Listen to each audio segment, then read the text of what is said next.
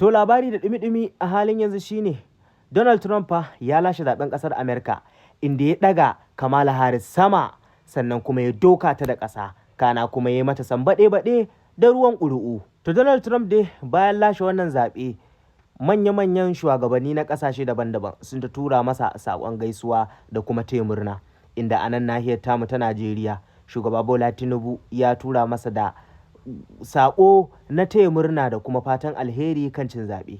Kamar yadda kuke gani a sama ganan inda Baba Bola ya tura masa saƙo. Kana daga nan kuma sai Baba Atiku shi ma ya rubuta wani maganganu inda ya tura wa Baba Trump kan cewa ya taya shi murna sannan kuma da kafa tarihin da ya yi da sauran wasu maganganu dai shi ma da ya wallafa kamar yadda kuke gani a sama. Lallai Donald Trump ya cancanci a jinjina masa saboda kafa rekod ɗin da ya yi na shine shugaba da ya je shi ya dawo a karo na biyu bayan an kada shi kuma ya sake dawa ya sake hawa kan kujera. To lallai ya cancanci yabo sannan kuma muna fata ya kawo zaman lafiya a duniya baki ɗaya saboda irin abubuwan da suke faruwa tsakanin Amerika da sauran ƙasashe a 'yan kwanaki a 'yan shekarun da suka gabata babu daɗin ji. To da fatan Allah ya taya shi riko sannan kuma ya sa ya zama mana alkhairi wa al'ummar duniya baki ɗaya.